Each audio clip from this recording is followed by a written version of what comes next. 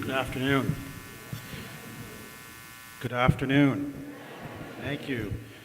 Ruth, you are an absolute hero to me, and I want to give you a big hand again for being an upstander after all of this. Thank you.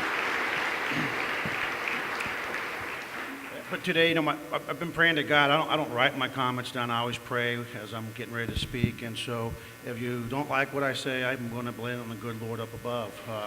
But I am an upstander, and I'm the nephew of a man named Billy, who was a French Jew, who as a child, I remember him with his gregarious, beautiful personality, but more importantly, the tattoo on his arm that was a serial number that marked him as an enemy of the state simply because of the faith that he chose to follow. And today I've got to tell you, as your police chief of the most welcoming city led by Sylvester Turner and the most diverse city arguably on planet Earth, that the times are not great in this nation and on this planet. That we as upstanders need not to just remember history and remember the Holocaust and take on the deniers of the Holocaust. We need to start taking on the political rhetoric today that's happening in our country, where we're painting people with broad brushes. We're painting people of color, you're thugs. If you're from Africa, it's a bad place. Nobody should be allowed from Africa. If you're a Muslim, you're all terrorists. If you wear this uniform, you must be a rogue cop. The truth of the matter is, we need to pay attention to what's going on in our own country, because this rhetoric is leading to an increase in hate against people that may not look like some of the people whose own inner demons are being fueled by the political rhetoric. And we need to speak up. I'm proud as your police chief to say that history will not speak of this chief, this department, this generation of police leaders as doing what the German police did, which is nothing. We will continue to speak up, we will continue to speak out, and we will call out.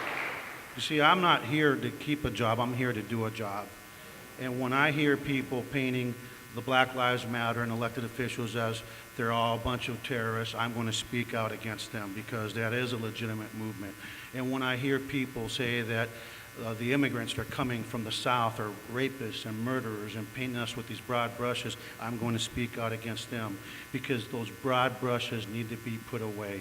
We need to stand up for one another. We need to treat people and judge people through the content of what's in their own hearts and their actions, and not through political rhetoric that just feeds the base of out-of-touch parties. So with that,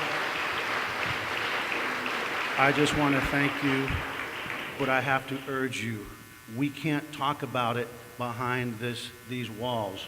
We need to talk about it on the streets, and we need to take action at the voting polls, where these politicians that say they stand for something, that when you look at what's happening right now, when we're talking about separating children from their families because they happen to be coming from the south of the border under the guise of protecting those children, it reminds me of you, Ruth, and I'm not going to stand for it.